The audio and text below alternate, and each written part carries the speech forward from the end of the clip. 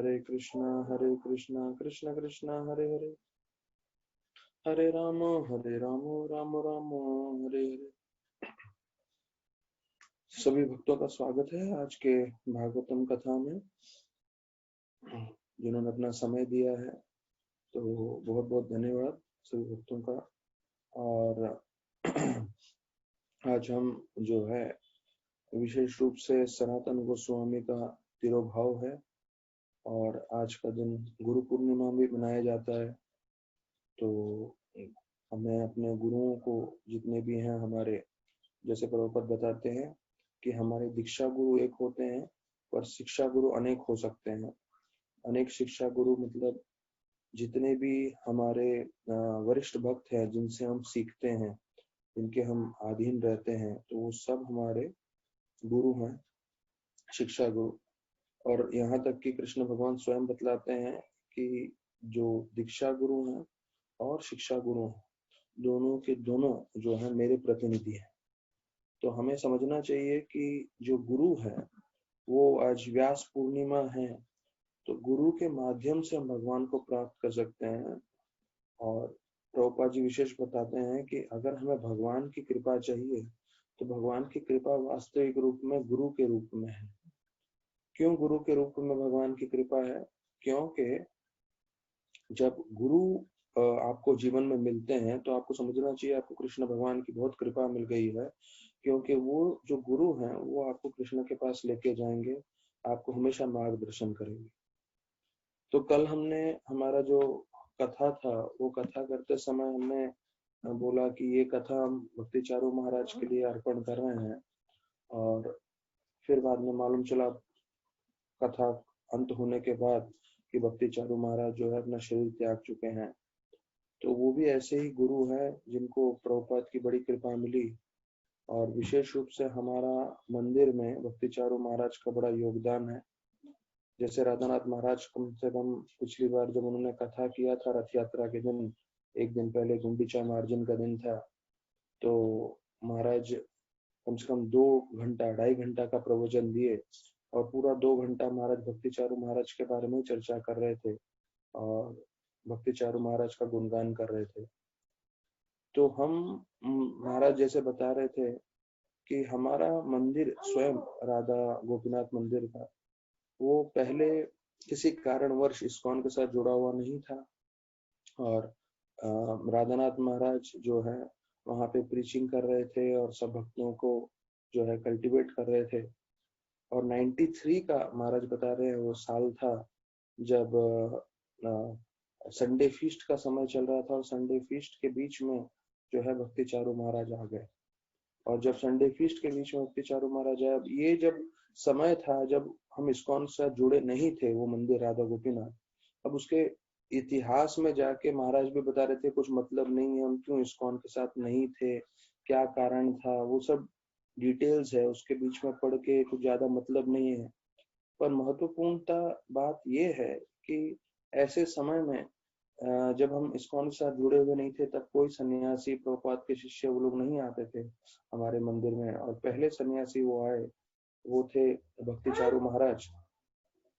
और महाराज बताते हैं कि कैसे संडे फीस्ट के बीच में जब उन्होंने प्रवेश किया तो पहले दोनों जन भक्तों के बीच में से मिले सन्यासी और एक दूसरे को प्रणाम किया उन्होंने, और फिर दोनों ने मिलकर संडे फीस्ट लेक्चर दिया। तो महाराज बहुत प्रसन्न हो गए थे क्योंकि उस वक्त जो है पहले सन्यासी थे जो हमारे राधा गोपीनाथ मंदिर में आए। और फिर महाराज बता रहे थे कि ऐसे घंटों घंटों तक उन्होंने जो है संडे फीस्ट होने के बाद महाराज से बात किया, चर्चा किया। और उसके बीच में महाराज ने बोला कि अगर आप लोग यात्रा कर रहे हैं तो इस बार आप अवश्य मायापुर आइए। अब मैं आप लोगों को बता रहा हूँ कि ये जो महाराज ने जो बताया वो एक है, पर मुझे गौरांग प्रभु ने भी बताया था, वो भी 93 के यात्रा में थे। 93 मतलब आज से 27 साल पहले की बात है ये। देखिए समय कितना जल्दी निकल जाता है। तो 93 की जब यात्रा हुई थी तो बताया जाता है कि हम लोग इस्कॉन में नहीं थे, तो भक्ति चारू महाराज चाहते थे कि हम इस्कॉन के साथ जुड़े, और इसके लिए भक्ति चारू महाराज जो है वो हम लोग जब जितने भी भक्तगण आए थे वहां पे तो बहुत प्रसन्न हुए कि हमारे भक्तगण मायापुर आए हैं। और भक्ति चारू महाराज और दूसरे अपने जय पताका महाराज दोनों ने इतना अच्छा ध्यान रखा सारे भक्तों का। यहाँ तक कि जब एक एक बस जो है जाते थे यात्रा के लिए, भक्ति चारू महाराज जय पताका महाराज दोनों हर एक बस में आते थे और सभी भक्तों से पूछते थे सब अच्छे से है कि नहीं, सबको अच्छा लग रहा है कि नहीं यात्रा। और आप जानते हैं बंगाल में मायापुर में जो है पनीर और मिठाई बहुत ही अच्छा बनता है और काफी जो है प्रचुर मात्रा में उपलब्ध है। तो बताया जाता है कि सारे के सारे जितने भी भक्तगण थे उनको इतना अच्छा से प्रसाद कराया भक्ति चारू महाराज ने उस वक्त कि सारे भक्त अभी भी याद करते। तो गौरांग को हमें बता रहे थे कि कैसे इतना भव्य रूप से उन्होंने प्रबंध किया था और उसके बाद हम इस्कॉन में जुड़ गए। ये 93 के साल की बात है। तो हमारा इस्कॉन में जुड़ने का महाराज की तो इच्छा थी ही, क्योंकि महाराज हमेशा प्रभुपाद के शिष्य रहे हैं और वो हमेशा चाहते थे कि हमें प्रभुपाद के मिशन का सेवा करना है, प्रभुपाद जी का सेवा करना है। तो ये एक चीज आपको मुद्दा में और आपको बता दूं भक्ति चारू महाराज के जाने के पश्चात कि भले ही इस्कॉन में बहुत सारे प्रॉब्लम्स हो, तकलीफ हो या कमियां हो, हमारा कर्तव्य बनता है कि हम उस तकलीफ के भागीदारी न बने। जैसे राधानाथ महाराज हमें समझाते हैं, either you are a part of a problem or you are a part of the solution। या तो आप जो है प्रॉब्लम के पार्ट हो या समाधान के पार्ट हो। तो हमें निश्चय करना है हमें जीवन में क्या बनना है, प्रॉब्लम बनना है या समाधान बनना है। तो महाराज बोले उसके बाद दूसरे भक्त लोग इसी विषय पे बोलते हैं कि कम से कम अगर सॉल्यूशन नहीं बन सके तो कम से कम प्रॉब्लम नहीं बनना चाहिए। हमें अपने कारण वैष्णव समुदाय में तकलीफ नहीं देना चाहिए दूसरे लोगों को। तो वो हमें ध्यान रखना है। और अगर हमारा आचरण बहुत अच्छा हो, अगर हम भक्ति अच्छे से करें तो हम अवश्य सॉल्यूशन बन सकते हैं, हम समाधान बन सकते हैं और जो है प्रभुपाद के मिशन में हेल्प कर सकते हैं। तो हो सकता है प्रभुपाद के मिशन में थोड़ी कमियां हो, थोड़ी तकलीफें हो, पर हम सबको जो है इकट्ठा होकर जो है उसकी सेवा करनी है, मदद करना है। क्योंकि प्रभुपाद बता के गए हैं कि प्रभुपाद ये जो इस्कॉन है वो उनसे अलग नहीं है। इस्कॉन कृष्ण से भी अलग नहीं है, इस्कॉन प्रभुपाद से भी अलग नहीं है। इस्कॉन की सेवा करना मतलब प्रभुपाद की सेवा करना है। तो ये मानते हुए हमें जो है पूरा ध्यान रखना है कि हम ज्यादा से ज्यादा सेवा कर सकें और ज्यादा से ज्यादा मदद कर सकें। तो भक्ति चारू महाराज अपने में एक बहुत ही प्रामाणिक साधु थे और उनके भजन इतने अच्छे थे, इतने मधुर गाते थे।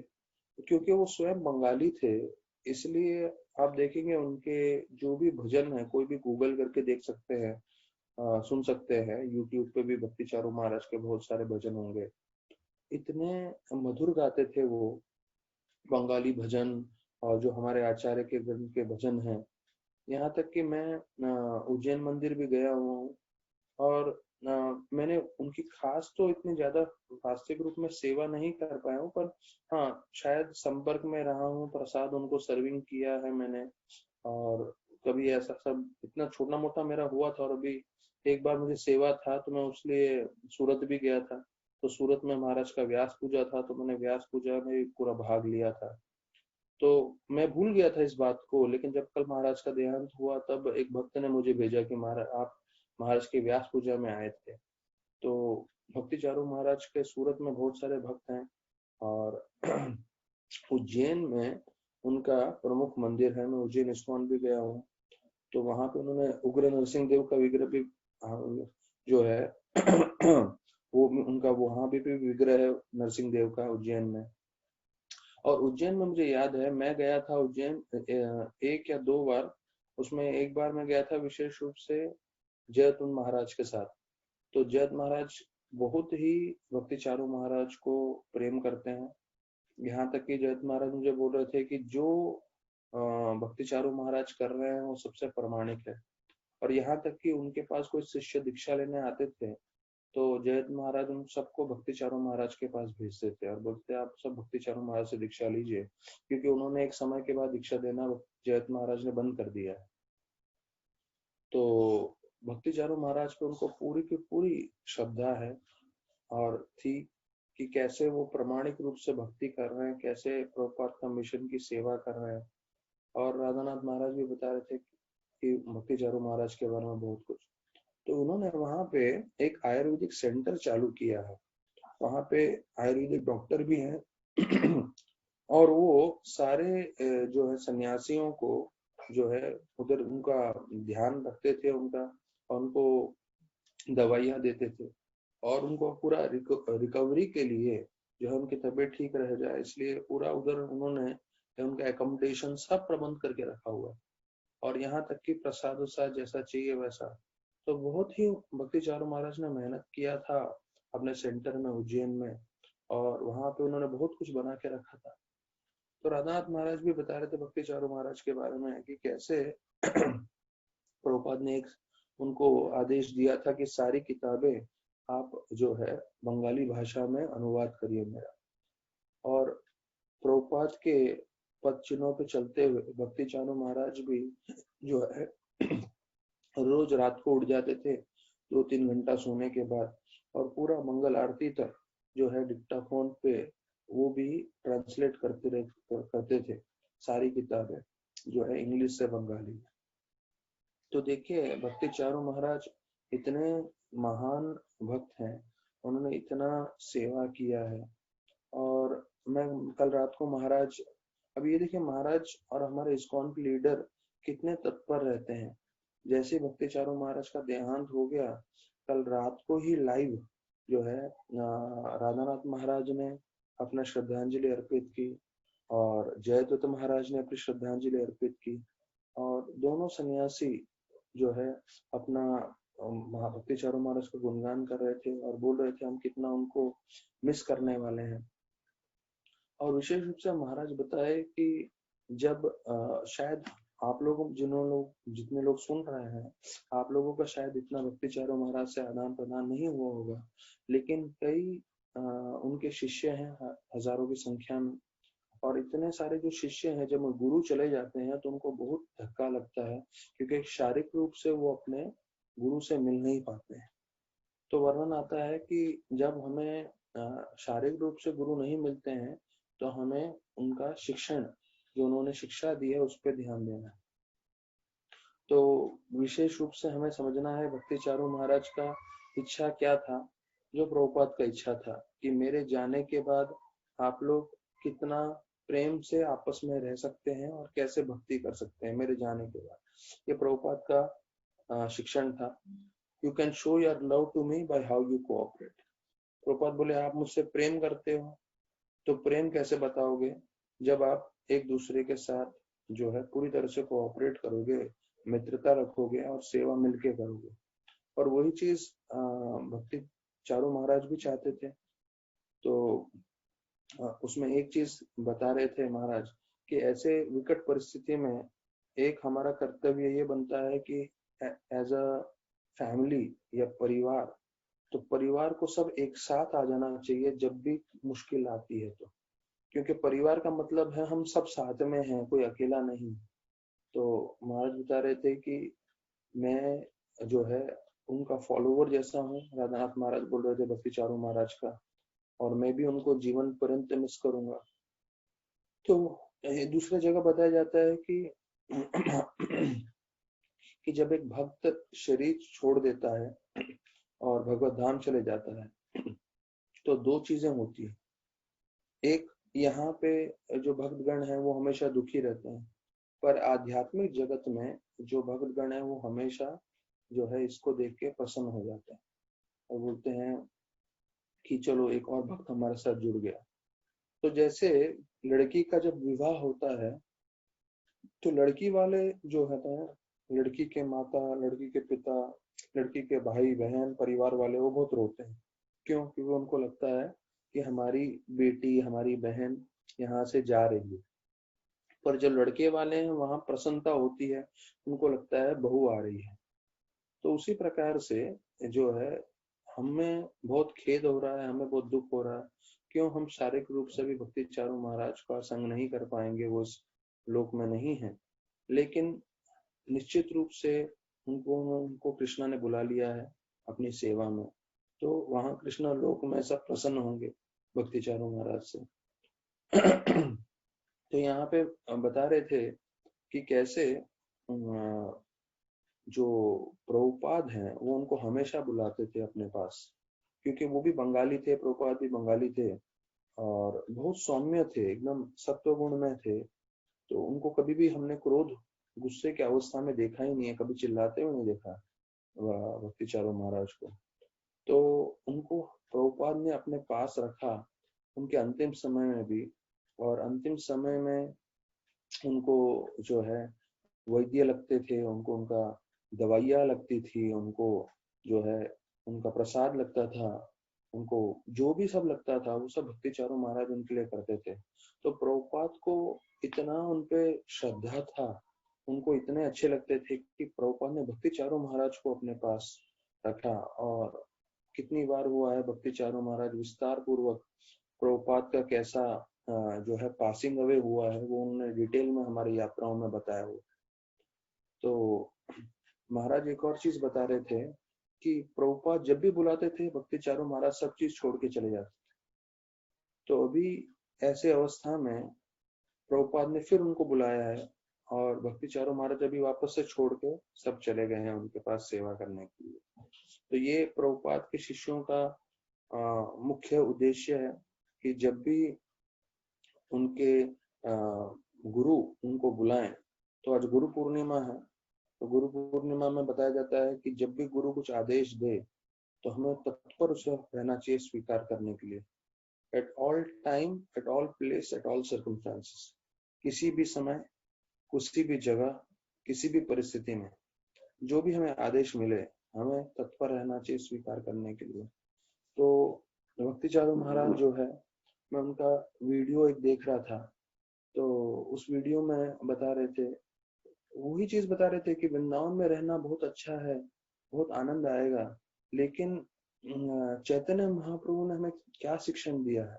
चैतन्य महाप्रभु ने शिक्षण दिया है, पृथ्वी आचे नरकादि ग्राम सर्वत्र प्रचार हो मारना। तो हम सबका कर्तव्य है कि हम सब प्रचार करें। कहते वृंदावन में जाके रहेंगे तो पूरी दुनिया में लोग प्रचार कैसे करेंगे? तो प्रचार करना हमारा उद्देश्य है। तो यही प्रभुपाद ने सिखाया, और प्रभुपाद ने जीवन के अंत में वृंदावन गए, बाकी पूरा जीवन उन्होंने जो है प्रचार में 12 बार पूरे विश्व का चक्कर लगाया। तो भक्ति चारू महाराज बता रहे थे, ये शायद कोरोना वायरस शुरू हो चुका था तब वो बोल रहे थे उज्जैन में रह के कि मैं एक लीडर हूँ इस्कॉन का, और लीडर होने के कारण मेरा कर्तव्य ये बनता है कि मैं जाके प्रचार करूं सब जगह। तो अमेरिका में भी मुझे प्रचार करना चाहिए, मेरे सारे गुरु भाई वहां प्रचार कर रहे हैं, सारे भक्त लोग वहां प्रचार कर रहे हैं, और मैं लीडर होके यहाँ चुप के नहीं बैठ सकता। जो लीडर होता है उसे भी आगे जाना पड़ता है, सबके सामने रहना चाहिए और प्रचार कार्य करना चाहिए। तो इसलिए जो है उनका खुद का रिकॉर्डिंग है इस बात के, उसको बोलते हुए कि मेरा भी कर्तव्य है कि मैं जाऊं, भले कोरोना वायरस है पर मैं जाऊं प्रचार करूं। और बताया जाता है कि कोई भक्त ऐसा प्रचार करते समय जिनका देहांत हो जाता है, उनको चैतन्य महाप्रभु की, कृष्ण भगवान की और कृपा मिलती है। क्यों? क्योंकि उन्होंने जो है क्षत्रिय के जैसे रणभूमि में शरीर त्यागा है, अर्थात प्रचार करते हुए वो जो है उन्होंने अपना शरीर त्यागा है। तो राधानाथ महाराज एक और चीज बता रहे थे, कृष्ण भगवान अपने भक्तों के लिए हमेशा रहते हैं। तो हमें पूरी तरह से समझना चाहिए इस बात को कि कृष्ण भगवान जो है वो अपने भक्तों को अपने पास लेके जाते हैं, उनको पूरी कृपा देते हैं, पूरी रक्षा देते हैं। और ये जो बाहर का वातावरण में कुछ कारण है, कुछ ये है, वो सब ज्यादा फर्क नहीं पड़ता। सबसे मुख्य चीज है कि भगवान हमेशा अपने भक्तों को रक्षा देते हैं, उन पे कृपा करते हैं और उनको लेके जाते हैं। तो महाराज बता रहे थे कि लॉकडाउन होने के कारण जो है हम लोग सब जा नहीं पाए भक्ति चारू महाराज के पास, पर हम लोग सब प्रार्थना कर रहे थे, हम जहाँ पे भी हैं। जैसे हम लोग तो छोटे सा समूह है हमारा, जो हम लोग भागवत कथा कर रहे हैं, तो हम लोग ने भी अपनी तरफ से प्रार्थना की और हमने कहा था ये जो भागवतम कथा कर रहे हैं हम महाराज को याद करके कर रहे हैं। वैसे पूरे विश्व में जो है भक्त लोग प्रार्थना कर रहे थे, कीर्तन कर रहे थे भक्ति चारू महाराज के, और ऐसे प्रवचन कीर्तन प्रार्थनाओं के बीच में उन्होंने शिर त्यागा। और महाराज तो यहाँ भी बताया, यहाँ तक भी बोल रहे थे कि भौतिक रूप से हम लोग इतने सारे भक्त उनके शारीरिक पास में नहीं पहुंच पाए, पर आध्यात्मिक रूप से जो है बहुत सारे भक्तगण उनके पास में हैं, और भगवान की बड़ी कृपा है जो उनको जो है अपने पास बुला लिए हैं। तो हम लोग को हमेशा एक खेद रहेगा कि हम भक्ति चारू महाराज के जो है शारीरिक संग में नहीं आ पाएंगे अभी फिर से, लेकिन हमें सबको प्रार्थना करना चाहिए कि उनकी कृपा मिले हमें, और उनके बताए हुए शिक्षण को हमें पालन करना चाहिए। तो उनके बारे में एक और चीज बोलते हैं कि कैसे प्रभुपाद ने देखा कि वो कितने प्रामाणिक भक्त हैं और कितना प्रामाणिक भक्ति करेंगे, इसलिए उनको पहला दीक्षा, दूसरा दीक्षा और संन्यास तीनों साथ में दे दिया था। और फिर उन्होंने जीवन पर्यंत जो है संन्यास का नियम का पालन किया और उन्होंने प्रचार किया। यहाँ तक कि वो बताते हैं वो सभी भक्तों को बुलाकर जो है बहुत प्रेम से प्रसाद कराते थे, और सबके साथ जो है उनका इतना मैत्री का संबंध था, इतना प्रेम था भक्ति चारू महाराज का। तो उनके गोपी गीत गाए हुए बहुत मधुर हैं, मैंने भी कई बार सुना है, और जो है दूसरे बंगाली भजन भी। तो हमें प्रार्थना करना चाहिए हाथ जोड़ के भक्ति चारू महाराज से कि आज के दिन जो है जो वो हम हमारे बीच में नहीं रहे हैं, हमें भी इतनी शक्ति दें कि हम भी प्रभुपाद के मिशन में सेवा कर सकें और दास अनुदास के भाव में रहें, और कुछ भी हो कभी भी हम इस्कॉन को छोड़े नहीं, और जो है जितना हो सके हम प्रभुपाद का मिशन आगे बढ़ाने की कोशिश करें, ज्यादा से ज्यादा लोगों को जोड़ने की कोशिश करें, और हमें भी जो है कृष्ण प्रेम, कृष्ण भक्ति के जो है उसको प्राप्त कर सके हमारे जीवन में। इस होलीनेस भक्ति चारू महाराज की जय। तो बहुत सारे भक्तगण उनके बारे में अपना श्रद्धांजलि भी अर्पित कर रहे हैं, ऑफरिंग भी दे रहे हैं। तो हमें वो सब ऑफरिंग जो है वो सुनना चाहिए, पढ़ना चाहिए, जिससे हमें प्रेरणा मिल सके। तो गौरम प्रभु भी बोल रहे हैं, उन्होंने भी अपनी श्रद्धांजलि अर्पित करते हुए बोले कि मैं अभी बहुत दुख के साथ आपको प्रणाम दे रहा हूँ। दुख के साथ इसलिए प्रणाम दे रहा हूँ कि मुझे अभी आपके चरणों के रज वापस से नहीं मिल पाएंगे, और जो है आपका संग मुझे नहीं मिल पाएगा। तो मुझे आज भी आपने जिस तरह से प्रभुपाद के मिशन में सेवा की है, जिस तरह से आप भजन गाते हैं, सब मेरे हृदय में, अंतःकरण में जो है नक्काशी के समान है। जैसे हम लोग पत्थरों में लिखते हैं ना खोद के, तो वैसे बोलते हैं मेरे हृदय में खोद के वो सब जो है आपकी शिक्षण है।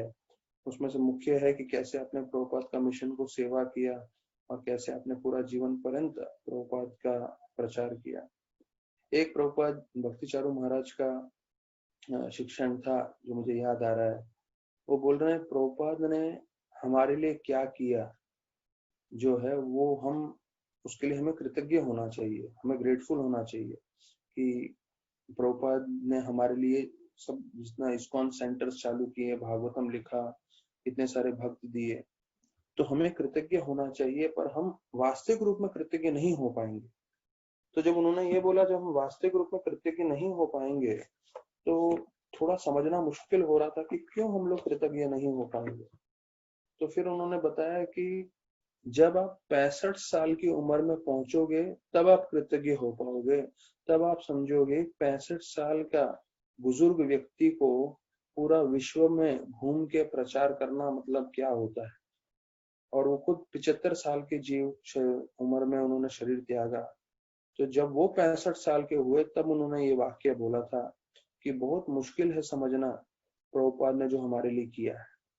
तो अभी हम युवा पीढ़ी हैं, अभी जो हम सुन रहे हैं भक्ति चारू महाराज के बारे में, तो वो हम इतना मूल्य नहीं लगा सकते।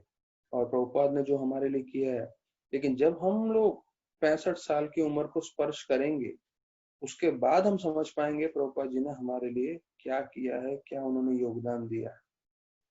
तो हमारा बहुत बहुत प्रणाम उनके चरणों में। उन्होंने इतना सेवा किया है इस्कॉन का। और बताया जाता है कि एक और मुझे कथा याद आ रही है भक्ति चारू महाराज की, जिसमें वो बोल रहे थे कि उनको जीबीसी का सेवा दिया गया।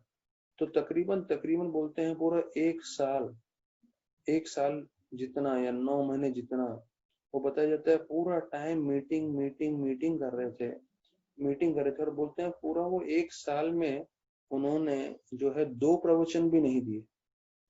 देखिए, ये है शुद्ध भक्तों का लक्षण। जब उनको सेवा दिया जाता है, उस सेवा में कैसे मन लगा के पूरी तरह से एकाग्र हो जाते हैं। उन्होंने बोलते हैं पूरा साल भर में 2 प्रवचन भी नहीं दिए, और जैसे ही उनको एक साल के बाद जीबीसी के पोस्ट से उनको जो है बोला किसी और को दे रहे हैं, क्योंकि हर एक वर्ष में हम चेंज करते हैं। तो उसके बाद जैसे ही वो निकले तो एक दिन में उन्होंने 4 प्रोग्राम कर दिए। वहां पूरे साल में उन्होंने 2 प्रोग्राम नहीं किए थे, लेकिन जैसे ही जब उस सेवा से नियुक्त हो गए, निकल गए वो, तो एक ही दिन में 4 प्रोग्राम किए। भक्ति चारू महाराज स्वयं बता रहे थे, मुझे आज भी याद है, उनकी कथा में बैठा था, सुन रहा था। तो भक्ति चारू महाराज ऐसे भक्तों में से हैं जिन्होंने प्रभुपाद का मिशन को बहुत आगे ले गए, और उनके सारे लेक्चर्स भी हैं अभी भी यूट्यूब में। और वो जिस जोर से बोल रहे थे, जिस तरह से हम सबको रिक्वेस्ट कर रहे थे कि महाप्रभु का पे हमें पूरा विश्वास होना चाहिए, महाप्रभु स्वयं कृष्ण है। उन्होंने पहले ही भविष्यवाणी कर रखी है कि पृथ्वी आचे नगर आदि ग्राम सर्वत्र प्रचार हो गया, कि हर ग्राम ग्राम में, हर गांव में मेरा नाम का प्रचार होगा। ये भविष्यवाणी महाप्रभु ने कर दी है। अभी हमें चाहिए कि हम जो है निमित्त बने, जितनी हमारी क्षमता है उतनी क्षमता अनुसार हम प्रार्थना करें कि भगवान को कि आप हमें शक्ति दें कि हम ज्यादा से ज्यादा प्रचार कर सकें, ज्यादा से ज्यादा लोगों को जोड़ सकें, ज्यादा से ज्यादा लोगों को उत्साह दे सके भक्ति करने के लिए, कि वो आगे और लोगों से भक्ति कराएं और सबको भक्ति में जोड़े रखें और सबको भक्ति में प्रोत्साहन दें। तो भक्ति चारू महाराज जो है काफी प्रिय हैं सभी वैष्णव भक्तों को, सारे सन्यासियों को, और जितना आदान प्रदान हुआ है मुझे भी बहुत प्रिय है भक्ति चारू महाराज। तो अभी बहुत मुश्किल होगा उनका बारे में सोचते हुए कि अभी हमें उनका संग नहीं मिलेगा, पर जैसे बोलते हैं कि जो शुद्ध भक्त होते हैं वो अपने ध्वनि में हमेशा रहते हैं। तो जो जो महाराज ने शिक्षण दिए हैं, तो वो हमें शिक्षण अपने जीवन में अपनाना है और भक्ति करते रहना है। तो ये जीवन में एक चीज होगा, कई बार हमें उत्साह मिलेगा, कभी कभी हम दुखी हो जाएंगे जब ऐसे भक्तगण चले जाएंगे। तो राधानाथ महाराज ये भी बता रहे थे कि आज का दिन जो है क्योंकि अमेरिका में 12 घंटा पहले चलता है, तो कल जब उन्होंने शरीर त्यागा तब सनातन गोस्वामी का तिरुभाव था उधर अमेरिका में। तो बोलते सनातन गोस्वामी के तिरुभाव के दिन, गुरु पूर्णिमा के दिन उन्होंने शरीर त्यागा, जो सबसे महत्वपूर्ण माना जाता है, क्योंकि ये बहुत ही शक्तिशाली दिन है। आज से चतुर्मास्य का प्रारंभ हो रहा है और आज से चतुर्मास्य का पालन हो रहा है, और आज के दिन गुरु पूर्णिमा और सनातन गोस्वामी तिरुभाव दोनों का वर्णन किया जाता है। तो सनातन गोस्वामी के जीवन पे हम लोग आज थोड़ा चर्चा करेंगे, कैसे वो महान आचार्य रहे हैं और कैसे षड गोस्वामियों में सबसे प्रमुख रहे हैं और उनका जीवन शैली क्या रहा है। तो वो सब आज हम सनातन गोस्वामी जी के बारे में चर्चा करेंगे। आज के दिन सबसे अधिक मात्रा में लोग जो है गोवर्धन परिक्रमा करते हैं गुरु पूर्णिमा के दिन, क्योंकि सनातन गोस्वामी के जीवन का नियम था, वो रोज गोवर्धन परिक्रमा करते थे। ये उनका एक वाव था। जैसे हम वाव लेते हैं कि भाई 16 माला जप करेंगे, तो वैसे उनका ये वाव था, उनका कसम था कि मैं जीवन पर्यंत अपना गोवर्धन की परिक्रमा करूंगा, कि गोवर्धन कृष्ण भगवान से भिन्न नहीं है। तो ये इसके बारे में हम और चर्चा करेंगे आज के कथा में, पर मैं आपको बताना चाहूंगा हम भागवतम चर्चा कर रहे हैं तो भागवतम चर्चा करते समय हमें जानना चाहिए कि ये जो भागवतम है वो भी चैतन्य महाप्रभु को और विशेष रूप से सनातन गोस्वामी को भी बहुत प्रिय था। और जो है इस भागवतम के बारे में वो चर्चा करते हुए बताते हैं कि कैसे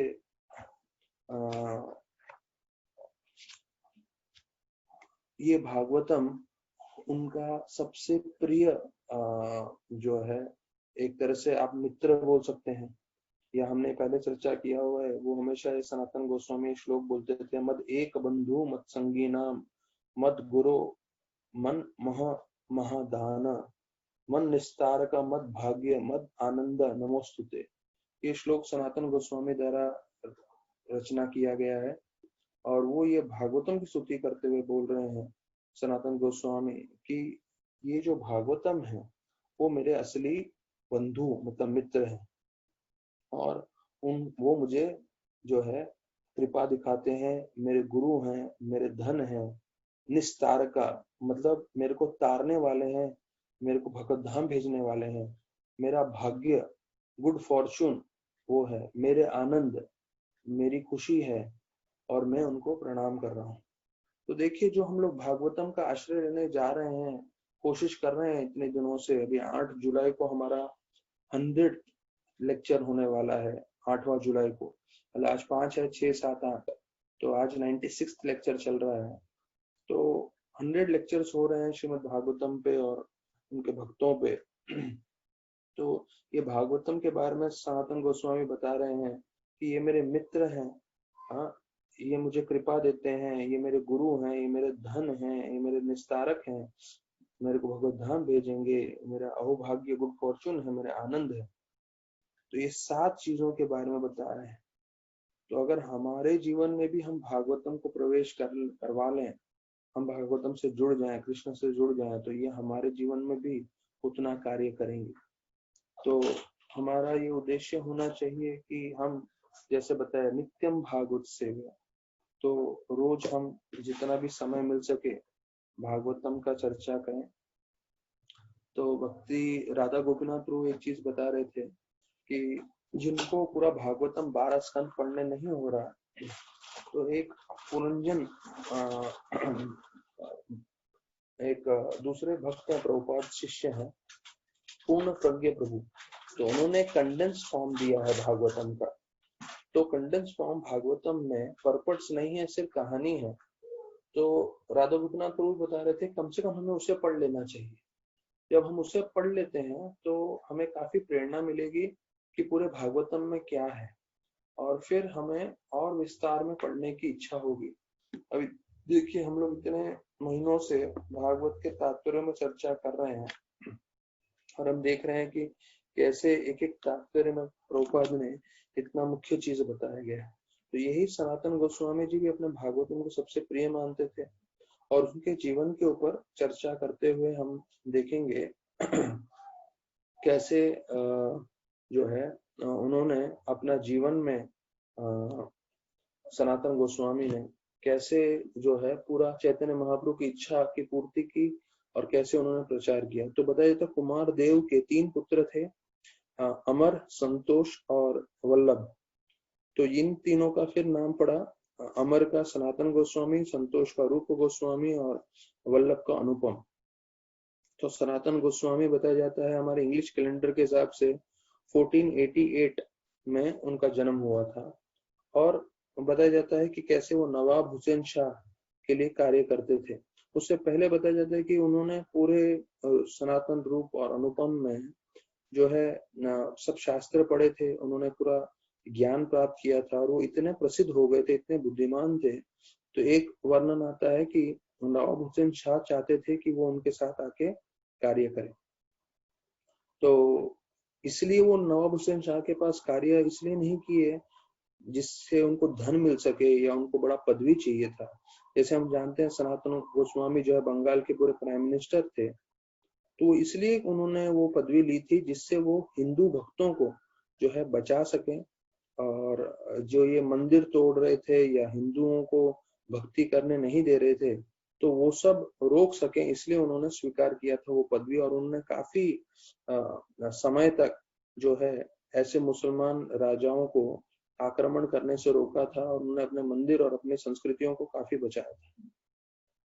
तो एक जगह वर्णन आता है कि कैसे नवाब हुसैन शाह ने अपना पूरा एक महल बनवाया था, और जो महल बनाने वाले मुख्य ये थे जिन्होंने महल का पूरा निर्माण किया था, आर्किटेक्ट जो थे, तो बताया जाता है उनसे पूरा दौरा करते हुए, पूरा देखते हुए जब वो ऊंची मंजिल में पहुंचे, तो आर्किटेक्ट ने उनको, नवाब हुसैन शाह को बोला, ये तो एक अंश है, मैं इसको साथ आपको और भी अच्छे अच्छे महल बना के दे दूंगा, ये तो आपको सिर्फ मैंने एक झलक दिखाई है इस महल में।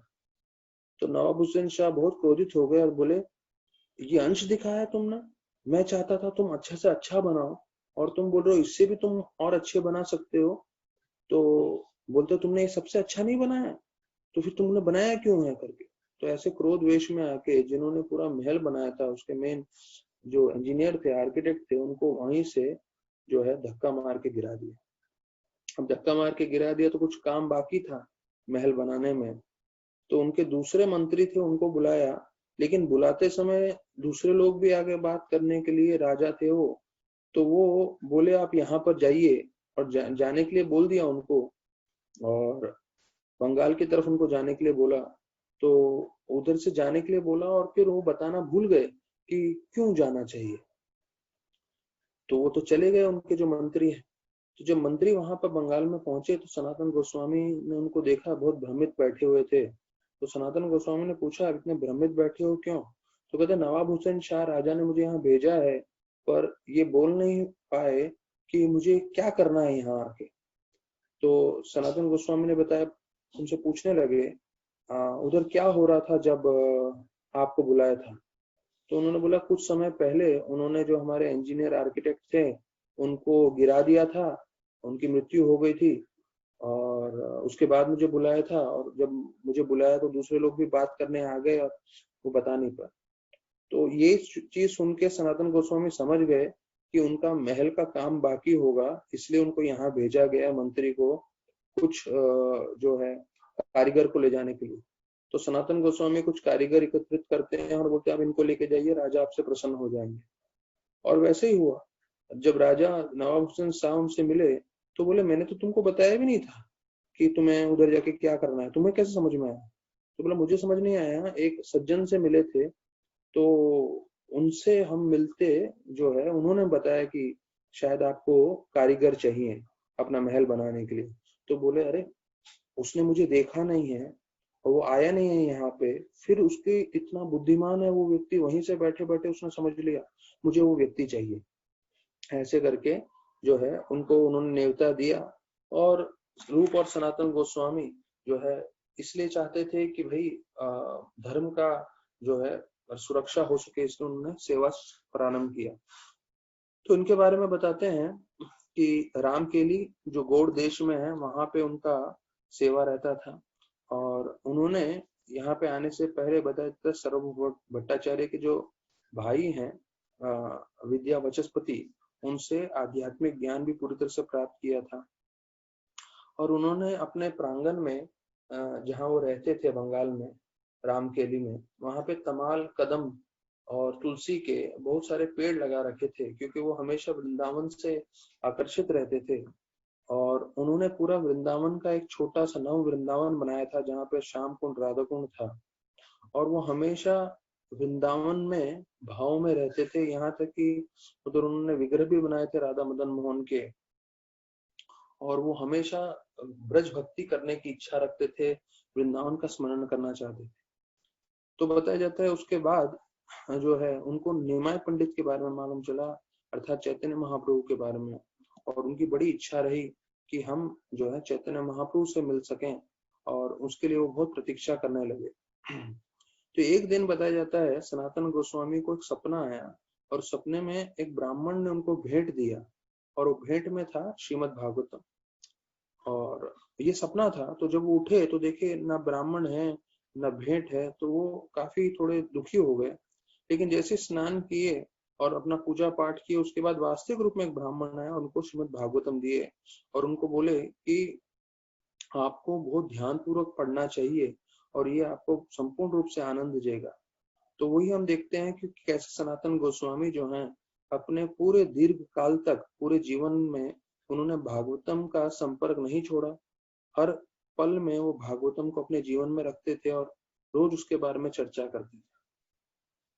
और जो हमने श्लोक सुना, ये कृष्ण लीला स्तव में से है ये श्लोक, जहाँ भागवतम को बोल रहे हैं कितने वो मेरे निकटीय मित्र हैं और कितना वो मेरा कल्याण कर रहे हैं। तो हम लोग आज भागवतम पे चर्चा नहीं करते, सनातन गोस्वामी जो एक व्यक्ति भागवत है उनका चर्चा कर रहे हैं।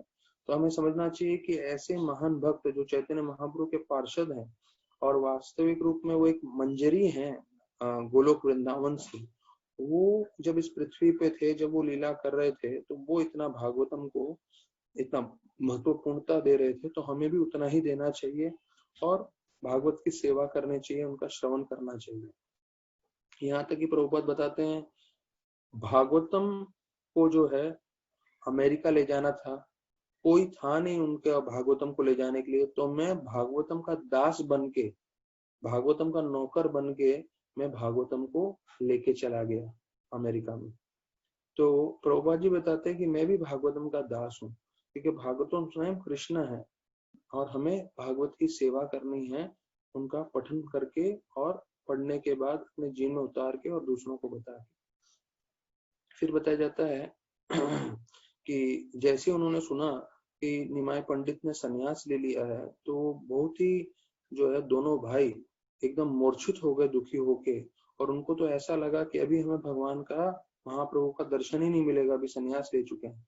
लेकिन महाप्रभु 5 साल के बाद बताया जाता है पुरी से वापस जो है, पुरी नहीं, वो 5 साल प्रचार किए थे और उसके बाद बंगाल आए वापस अपनी माता से मिलने के लिए। और गंगा, 2 माता हैं, एक तो सच्ची माता और गंगा माता, दोनों से मिलने के लिए।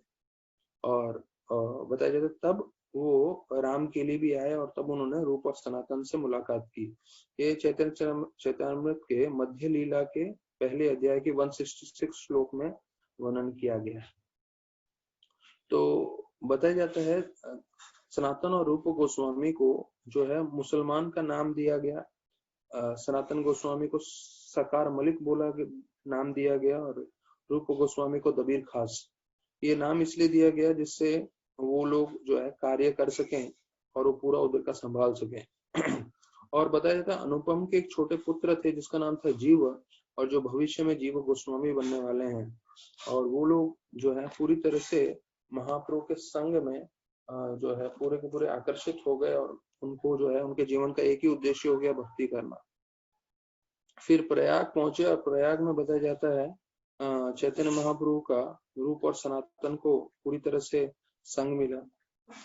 और फिर बताया जाता है कि कैसे सनातन गोस्वामी को भी उन्होंने बोला कि बहुत आपने कार्य कर लिया, अब मैं चाहता हूं कि आप वृंदावन में आए और वृंदावन में 2 कार्य करें। एक जो है पुस्तकें लिखें जिससे आने वाली पीढ़ी आध्यात्मिक उनको ज्ञान मिल सके, जो आज भी हम 500 साल बाद भी सनातन गोस्वामी के, रूप गोस्वामी के उपदेश अमृत, भक्ति सामृत, ये सब किताबें पढ़ रहे हैं, बृहद भागवतामृत, ये सब किताबें।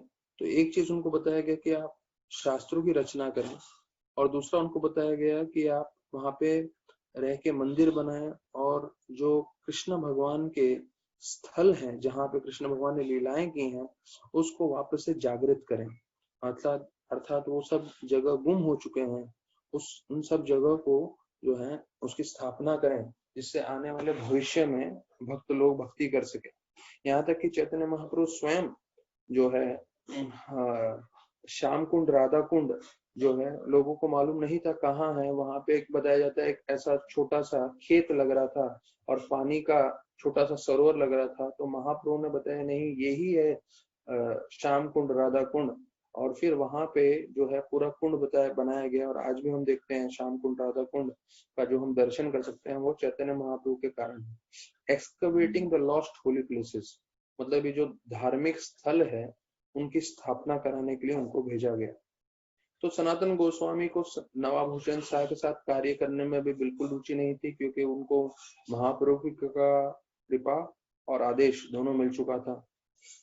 रूप गोस्वामी पहले वृंदावन पहुंच चुके थे, तो सनातन गोस्वामी ने ये बतला दिया कि मैं बीमार हूँ और वो कार्य में नहीं जा रहे थे, जो उनका नवाब हुसैन शाह का जो कार्य था। और वो बताया जाता है कि उन्होंने ब्राह्मणों को अपने घर पे बुला लिया था और घर पे बुला के विस्तार पूर्वक वो भागवतम चर्चा करते रहते थे।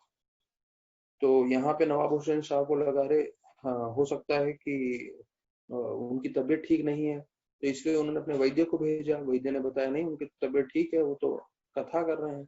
तो नवाब हुसैन शाह खुद आ गए और उन्होंने बोला कि अरे आप जो है तो आपकी तो तबीयत ठीक है, आपने ऐसा क्यों बोला, आपकी तबीयत खराब है, आप आइए। क्योंकि आपके भाई रूप गोस्वामी भी नहीं है, जो है दबीर खास, तो वो नहीं है अभी। तो वो चाह रहे थे कि आप तो कम से कम मदद करिए, और बोल रहे थे कि विशेष मुझे उड़ीसा जाना है, वहां पे आक्रमण करना है, युद्ध करना है, तो इसलिए आप जो है कार्य संभालिए। तो सनातन गोस्वामी ने सीधा मना कर दिया। तो इतने क्रूर थे वो, इतने साल उन्होंने सेवा की, लेकिन फिर भी उनको जेल में डाल दिया और बोला कि आप जेल में ही रहिए। क्यों? क्योंकि आप मेरे को मदद नहीं कर रहे। तो फिर बताया जाता है कि रूप गोस्वामी ने उनको संदेश भेजा कि कैसे उन्होंने 800 सोने के सिक्के जो है वहां छोड़ रखे हैं। तो आप एक जो बोलते हैं जमींदार जैसे लोग रहते थे उनके पास, वो बोलते हैं आपको जब भी चाहिए ये 800 सिक्के आप ले लीजिए और जेल से निकलने का प्रबंध करिए। तो सनातन गोस्वामी बहुत निपुण थे, तो वहां के जो जेल के कीपर थे, पुलिस वाले थे, उनको बोले कि एक काम करो, मुझे हज पे जाना है, तो मुझे हज पे जाने के लिए आप रिहा कर दो और उसके बदले में मैं आपको 500 सोने के सिक्के दूंगा। तो बोले अरे लेकिन जो है नवाब हुसैन साहब को मालूम चलेगा तो बहुत क्रोधित हो जाएंगे। तो बोलना कि ये तो मैं अपने सोने के नहीं, लोहे के जो सलाखे हैं, चेन, और उससे उसके साथ में गंगा में कूद गया और मैं डूब गया करके इतना बता देना उनको, और उसके लिए मैं आपको 500 नहीं 700 सोने के सिक्के दूंगा। तो देखिए सनातन गोस्वामी को मालूम था कि किस तरह से आदान प्रदान करना है और कैसे उसको जो है अपने तरफ करना है। तो 700 सोने के सिक्के लेके उसने उनको रिहा कर दिया, भेज दिया, और ये बतला दिया नवाब हुसैन साहब को कि वो तो गंगा में डूब के मर गए। अब बताया जाता है कि जब वो जा रहे थे, क्योंकि वो जो है नवाब के जेल में से भागे हुए व्यक्ति थे, तो सीधे रास्ते से नहीं जा पा रहे थे, तो वो जंगलों के रास्ते से गए और चैतन्य महाप्रभु को मिले। तो जब चैतन्य महाप्रभु को मिले सनातन गोस्वामी, तो उनका वेश पूरा बदला हुआ था कि वे कई महीने वो पहले जेल में थे। तो एक बहुत मुसलमान जैसे व्यक्ति लग रहे थे, जैसे बड़े बड़े उनकी दाढ़ी थी और ऐसा सब था। और उसमें बताया जाता है कि बीच में उनके रिश्तेदार श्रीकांत करके उनको मिले थे और उन्होंने उनको एक कंबल भी दिया था। तो अभी इतना सब हो रहा है, तो जब वो महाप्रभु के पास, महाप्रभु ने अपने भक्त को बोला जाओ देखो कोई वैष्णव आया है मिलने के लिए, वैष्णव आया हो उसको लेकर आओ। तो वो बाहर जाके देखते हैं और बोलते हैं कोई नहीं है, सिर्फ एक मुसलमान दाढ़ी वाला व्यक्ति है। तो महाप्रभु बोले हाँ वही वही, उसी को लेकर आऊंगा।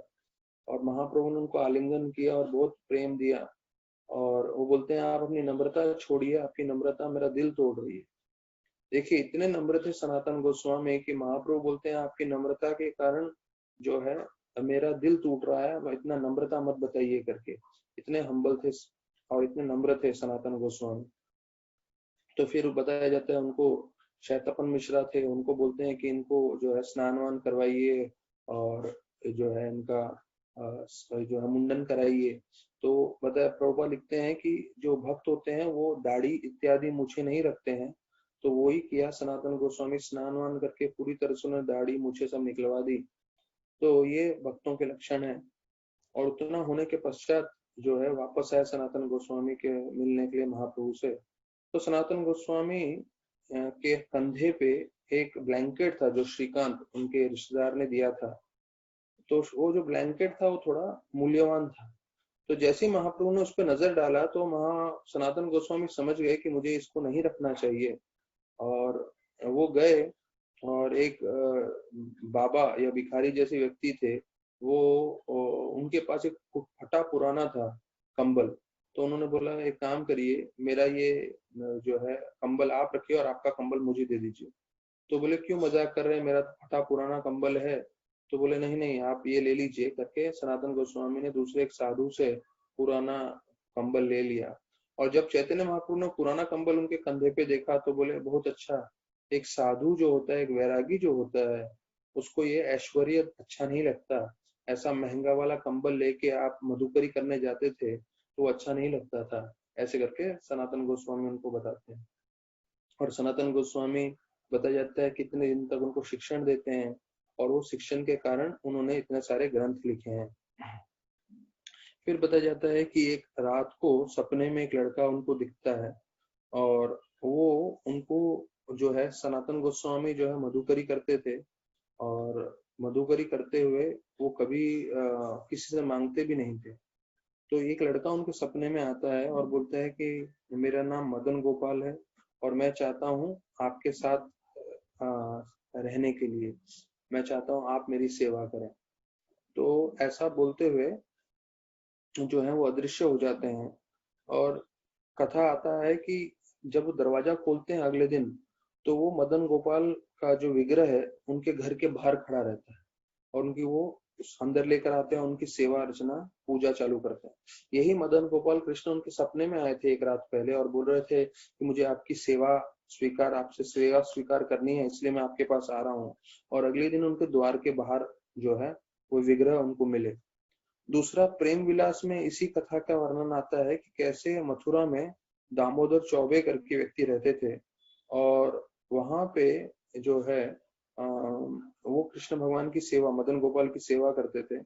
और एक रात को जो है सपने में सनातन गोस्वामी के और दामोदर ये जो चौबे थे उनकी बीवी के सपने में या उनके सपने में जो है वो आए मदन गोपाल और बोले दोनों को कि मैं अब से सनातन गोस्वामी की सेवा चाहता हूँ। तो वो बोले ठीक है। और फिर अगले दिन जो है वो विग्रह जो चौबे जी का था वो सनातन गोस्वामी के पास आ गए, और आज भी हम वो मदन गोपाल विग्रह जो है करौली में है, तो उसका चर्चा करेंगे हम, करौली में कैसे पहुंचे। तो बोलते हैं जो मदन गोपाल उनके साथ थे सनातन गोस्वामी के साथ, तो वो चपाती खाने के लिए मना किए। तो सनातन गोस्वामी बोले क्यों आप चपाती खाने के लिए मना कर रहे हो, जो मैं आपको भोग अर्पण कर रहा हूँ। देखिए सनातन गोस्वामी का इतना भक्ति था, इतने परम स्तर पे थे कि भगवान उनसे वार्तालाप करते थे। वो बोल रहे हैं आप क्यों चपाती स्वीकार नहीं कर रहे हो। तो चपाती बोलते हैं, कई जगह बाटी के बारे में भी वर्णन आता है। बाटी मतलब जो आटा है उसके गोले बना के अग्नि में डाल देते हैं, तो वो छोटे छोटे गोल गोल जो है उसको बाटी जैसा बोलते हैं।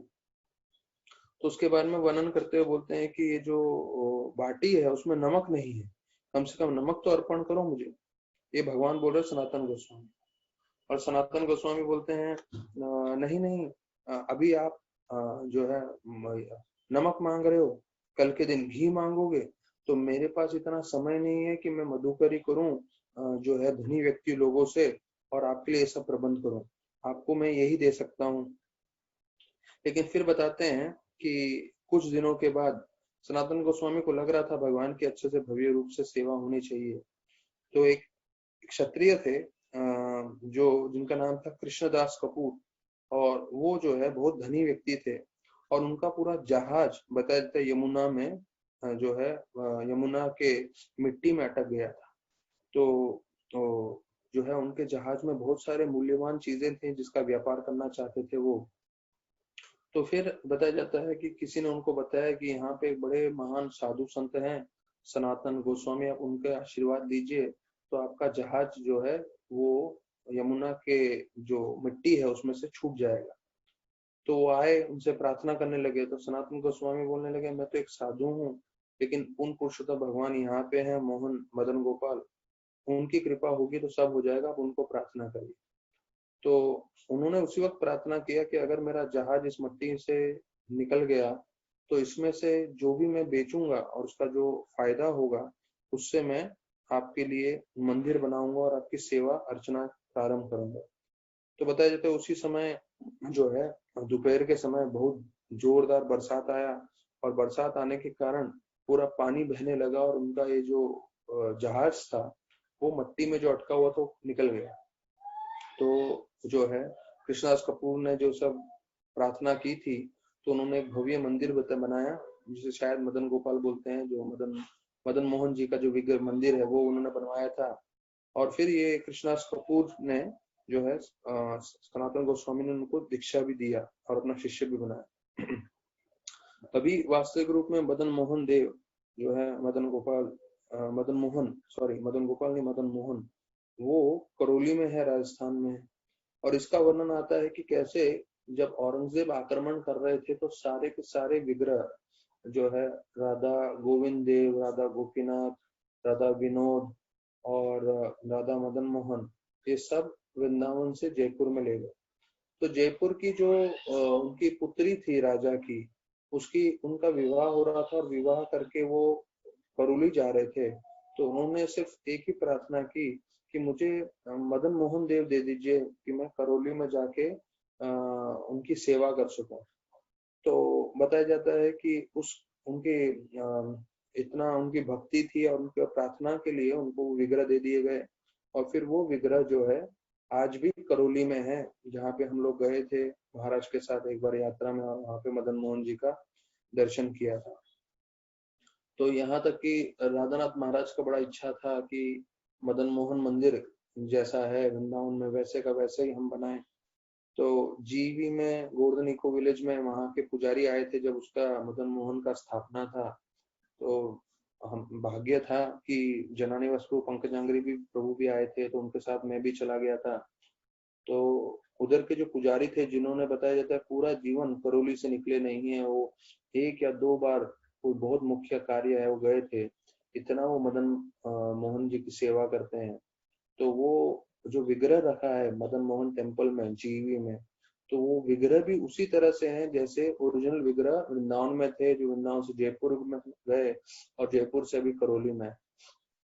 तो जब वो विग्रह की स्थापना हुई और अभिषेक हुआ और उनको बिठाया गया वहां पे मदन मोहन मंदिर में, तो ये जो पुजारी थे वो रोने लग गए और रोते रोते बोलने लगे कि अभी जो है इतने सालों में ऐसा लग रहा है पहली बार मदन मोहन जी वापस वृंदावन आ गए हैं करके। वो इतने प्रसन्न हुए और वो बोले कि तो ये जगह वृंदावन से अभिन्न है और ये मदन मोहन बहुत ही खूबसूरत मंदिर बनाया है और ये बिल्कुल जो है सनातन गोस्वामी जी जैसा चाहते थे वैसा मंदिर है। तो राधानाथ महाराज बता रहे थे कि सनातन गोस्वामी के बाद हमने ऐसा विग्रह बनाया है, तो विशेष कृपा है हम पे जो है महाप्रभु की और विशेष रूप से सनातन गोस्वामी की। तो जिन्होंने ऐसा सनातन गोस्वामी के जैसा वापस से एक और मंदिर बनाया है, तो उन्हें विशेष सनातन गोस्वामी की कृपा मिलेगी और जिससे वो ज्यादा से ज्यादा भक्ति कर पाएंगे, ये महाराज ने बताया था। तो फिर बताते हैं कि कैसे सनातन गोस्वामी कई बार जो है वो कुछ खाते नहीं थे, मधुकरी नहीं करते थे। तो एक बार एक बालक आया और बालक आके उनको दूध दिया। तो सनातन गोस्वामी बोले आपको कैसे मालूम चला? तो बोले मैं तो यहाँ पे ग्वाला हूँ, गैया चढ़ाता हूँ, तो मैंने देखा कि आप दिन भर कुछ लिए नहीं हो इसलिए मैं दूध देने आया। तो बोले अच्छा एक काम करो, मैं मटकी आपको देता हूँ। तो बोले नहीं नहीं, मैं वापस आ जाऊंगा मटकी लेने के लिए, अब मैं जाता हूँ, मेरा और भी सब सेवा है काम है करके भाग जाता है वो बोले बालक। तो जब जैसे ही दूध पीते हैं उनको इतनी अनुभूति होती है आध्यात्मिक भक्ति की, और रात को सपना आता है तो सपने में देखते हैं वही बालक वास्तविक रूप में कृष्ण थे। तो सनातन गोस्वामी को लगता है कि नहीं मैं सही कार्य नहीं कर रहा हूँ, मुझे भगवान का सेवा नहीं लेना चाहिए। तो फिर वो अगले दिन से जो है व्रज में मधुकरी करने लगे, वो जो है भोग मांगने लगे। तो मधुकरी एक अलग चीज है, मतलब आपको जो है व्रज में जाके दरवाजे पे खड़े रह के बोलना पड़ता है माता रोटी है क्या। यहाँ तक कि जब मैं पहली बार गया था, दूसरी बार गया था भक्तों के साथ, तो भक्तों ने बोला तुम्हें मधुकरी आती है क्या? बोला मधुकरी मालूम ही नहीं है क्या है। तो बोले जाके रोटी मांगना होता है। और बोला ये व्रज की रोटी है, वृंदावन का महाप्रसाद है ब्रजवासियों का, तो आप संकोच मत करिए, मांग लीजिए करके। तो मुझे भी सिखाया गया उन्होंने, तो वहां पे हम जाके ब्रजवासियों का मांगते थे। तो बड़े प्रेम से वो लोग देते हैं भक्तों के लिए, रोटी है, सब्जी है, रोटी है, अचार है। और राधानाथ महाराज भी जर्नी होम में लिखते हैं कि कैसे उनको व्रज की रोटी और गुड़ जो है अभी भी याद है, जो सबसे उत्तम उनको लगता है भोजन है। तो फिर बताते हैं कि एक दिन रूप गोस्वामी की इच्छा हुई कि मैं खीर सनातन गोस्वामी जी को खिलाता हूँ। और ये सोचते हुए उनको लगा कि अरे मेरे पास खीर बनाने के लिए तो कुछ है नहीं, लेकिन वो इतना भक्ति में लगे हुए थे और इतने उत्तम भक्ति कर रहे थे कि भगवान इतने प्रसन्न थे कि स्वयं राधा रानी जो है एक गोपी का भाव लेके रूप लेके आ गई और बोले, बाबा मैं आपके लिए कुछ भेंट लाई हूँ, और चावल दूध और शक्कर उनको दे के गई। तो उन्होंने बोला, लाली रुक जाओ, आप क्यों, कहाँ से आए हो, ये सब भेंट क्यों लाए? तो बोले, नहीं नहीं, मेरे और बहुत सेवा है, मुझे जाना है, करके चली गई। तो रूप गोस्वामी ने जो है खीर बनाया और खीर बना के गिरिराज जी को अर्पण करके सनातन गोस्वामी जी को दिया। तो सनातन गोस्वामी जैसे ही उनको खाए वो खीर को, तो उनके आंखों से अश्रुधारा बहने लगे, आंसू बहने लग गए। तो बोलने लगे कि ये जो खीर है इसका स्वाद दूसरी दुनिया का है। तो भक्ति रत्नाकर में जो है ये कथा आती है। तो पूछने लगे कि ये कहाँ से तुमको दूध और चावल और ये सब मिला?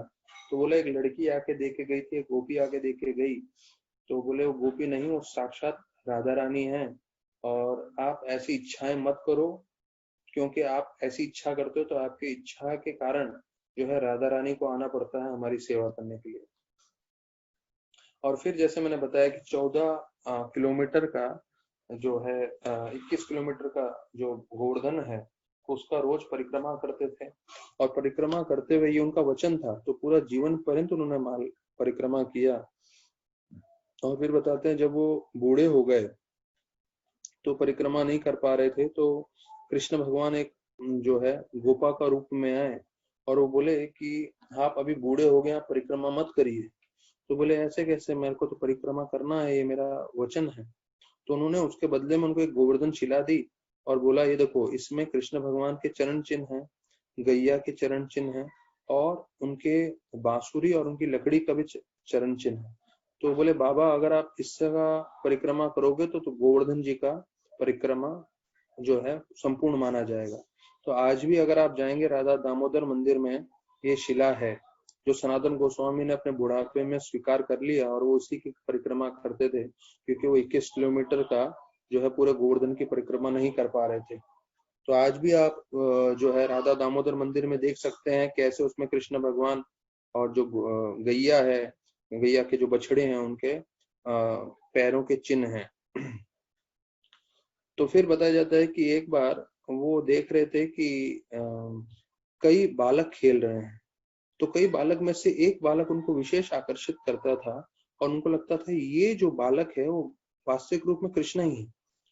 तो उनके मन में कई बार धारणा आती थी। तो एक बार उन्होंने ठान लिया, मैं देखता हूँ ये बालक कहाँ जाता है, जो उनका खेल कूद होने के बाद। तो जब शाम का समय था, खेल खत्म हो गया, तो वो जो है उनके पीछे चलने लगे। और पीछे पीछे जाते हुए उन्होंने देखा कि कैसे वो मदन मोहन मंदिर में प्रवेश कर गए वो बालक। तब समझ गए कि मदन मोहन स्वयं जो है बालक का रूप लेके यहाँ पे खेल रहे हैं। तो बताया जाता सनातन गोस्वामी धीरा धीरा प्रिय करो। हाँ, तो उनका बारे में बताया जाता है वो सबको बहुत प्रिय थे। तो इसलिए उनका जो ये भी है, उनका षड गोस्वामियों के लिए अष्टकम भी बताया गया है, वंदे रूप सनातना रघुर्गो सजीव गोपाल को। तो उसके बारे में बताया जाता है कि कैसे वो सबको प्रिय थे, जो ब्रजवासी थे उन सबसे जो है इतना शास्त्र लिखते थे, इतना नाम जप करते थे, मुश्किल से 1-1.5 घंटा सोते थे। और वर्णन किया जाता है कि कितनी बार रूप गोस्वामी और सनातन गोस्वामी रात को सोते भी नहीं थे। और खाने के लिए बताया जाता है वो कुछ दिनों में, 2-3 दिन में जो है एक कुछ बूंद जो है हाथ में छाछ लेते थे। मतलब अगर हम लोग इसका अनुकरण करने जाएंगे तो हम लोग मर जाएंगे शारीरिक रूप से। पर इतना वो भगवान की भक्ति में सेवा में लगे हुए थे, दिन रात सेवा करते थे और शरीर के लिए सिर्फ थोड़ा छाछ लेते थे। और इतना कार्य करते करते सारे व्रजवासियों उसका बहुत ध्यान रखते थे, उनके पुत्र उनकी पुत्रियों के बारे में, उनका विवाह हुआ है कि नहीं, उनको उनका नाम मालूम था, उनकी गैया के बारे में पूछते थे, बैल के बारे में पूछते थे कि गैया दूध दे रही है क्या, बैल खेत में काम कर रहे हैं क्या, उनका खेती कैसे चल रहा है, किसी की तबीयत तो खराब नहीं हुई, अगर हुई है तो ठीक हुए कि नहीं। तो इतना सब जो है सनातन गोस्वामी जो ब्रजवासियों के इतने प्रिय थे और इतना ध्यान रखते थे उनका, तो इसलिए बताया जाता है सारे ब्रजवासी उनको गुरु मानते थे, और इसलिए आज का दिन को गुरु पूर्णिमा में बताया जाता है। फिर बताया जाता है कि चकलेश्वर जो है जो गोवर्धन के पास में एक स्थान है, वहां पे सनातन गोस्वामी बैठ के अपना कार्य कर रहे थे शास्त्र लिखने का। तो वहां पे जो है बहुत मच्छर आते थे, तो मच्छर उनको बहुत परेशान करते थे। तो उन्होंने सोच लिया कल सुबह उठ के मैं यहाँ से निकल जाऊंगा, यहाँ पे मैं रुक के अपना जो है जप नहीं कर सकता, मैं अपना लिखाई नहीं कर सकता शास्त्रों का। तो उस दिन रात को जो है शिव भगवान सपने में आए और बोले कल से आपको एक मच्छर भी नहीं मिलेगा, ये मैं ध्यान रखता हूँ, पर आप यहाँ से छोड़ के जाइए मत।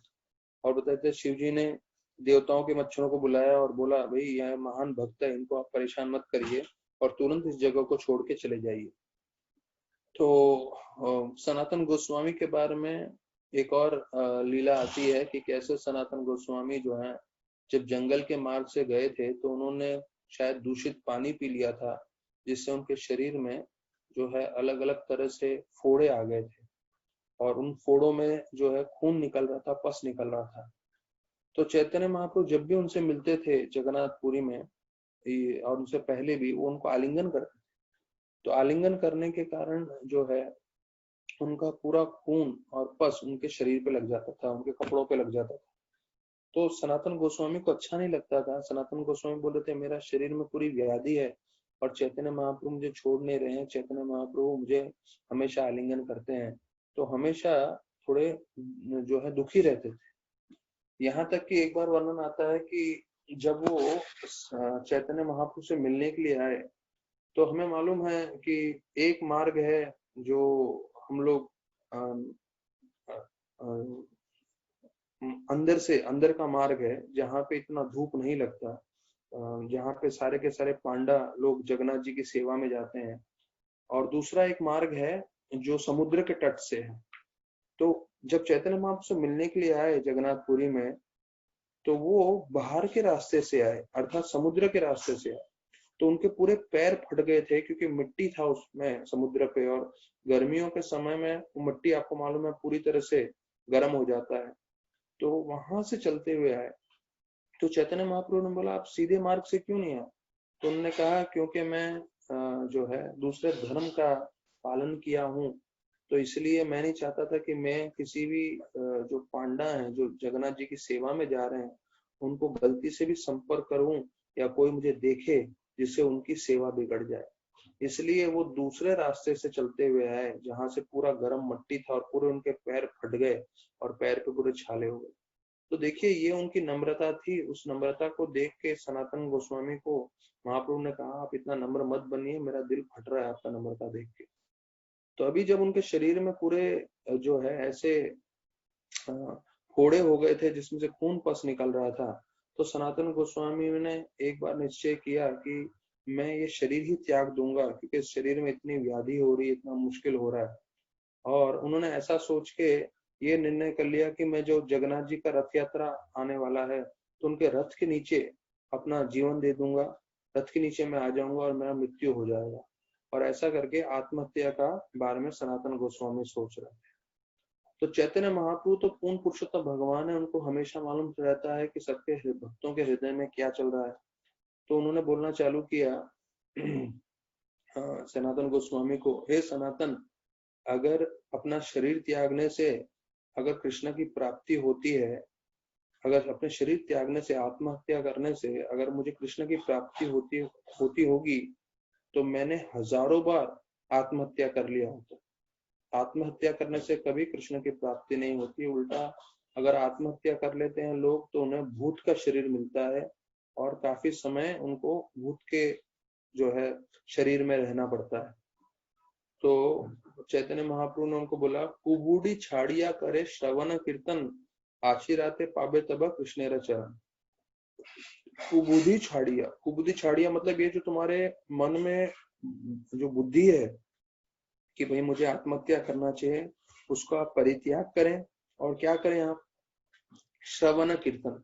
तो हमें हर परिस्थिति में श्रवण कीर्तन का आश्रय लेना चाहिए। तो कभी कभी हमारा मन भी विचलित हो जाएगा, कभी कभी हम दुखी हो जाएंगे या फ्रस्ट्रेटेड हो जाएंगे, तो ऐसे समय में हमें भगवान के शास्त्रों का आश्रय लेना चाहिए। तो भगवान का हरिनाम का आश्रय लेना चाहिए। भले हमें उस समय स्वाद लगे न लगे, पर जोर जोर से पाठ करना चाहिए, जोर जोर से श्रवण करना चाहिए, जिससे जो है मन जो है एकाग्र हो जाए, वापस से भगवान की भक्ति में लग जाए और आप प्रसन्न हो जाए।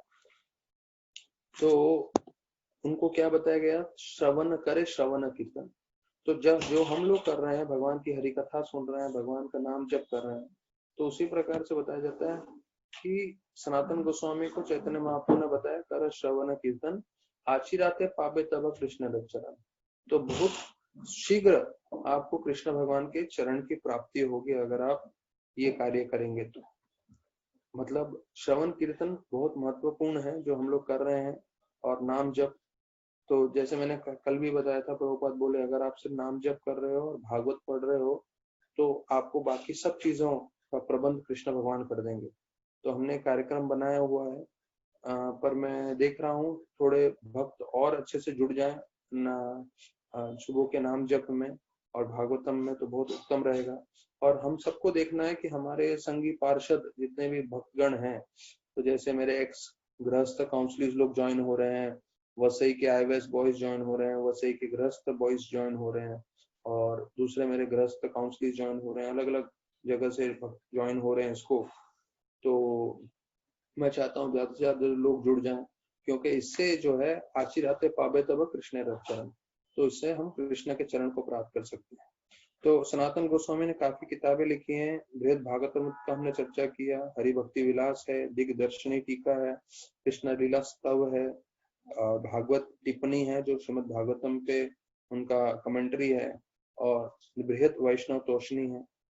तो ये सब चर्चा किया उन्होंने। और जो है 1488 में जो इंग्लिश कैलेंडर है उसके हिसाब से उन्होंने अपना शरीर त्यागा।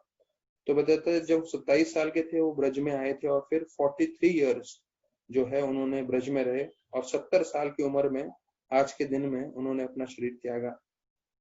तो वो बताया जाता है वो वृंदावन में, गोलोक वृंदावन में रति मंजरी हैं सनातन गोस्वामी। तो इतने महान आचार्य हैं सनातन गोस्वामी। तो आज हाथ जोड़ के हमें सनातन गोस्वामी से ही प्रार्थना करना चाहिए कि कैसे वो चैतन्य महाप्रभु की सेवा में लगे थे, सारे भक्तों की सेवा में लगे थे। उन्होंने मंदिर का निर्माण किया, विग्रह का सेवा किया, शास्त्र लिखे। हम भी वैसे ही प्रभुपाद के मिशन में जो है नम्रता पूर्वक बहुत मेहनत कर सकें, सेवा कर सकें। जो भी भगवान चाहते हैं हम उनके निमित्त बने और ज्यादा से ज्यादा सेवा करके भक्तों को, भगवान को प्रसन्न कर सकें। तो हम खूब मेहनत कर सकें और उनके कृपा से हम ज्यादा से ज्यादा सेवा कर पाएंगे और मेहनत कर पाएंगे, यही हमारी प्रार्थना है। और हम नम्र रह सकें, कभी हमें अहंकार नहीं आए, कभी वैष्णव अपराध न करें, और ज्यादा से ज्यादा सेवा कर सकें, यही हम प्रार्थना करते हुए आज के प्रवचन को विराम देंगे। और कल हम भागवतम के लिए फिर जुड़ जाएंगे ठीक 4 बजे, और उससे पहले सुबह को जपा के लिए। तो हमने आधा घंटा बढ़ा दिया है, जपा का टाइमिंग 8:30 तक कर रहे हैं।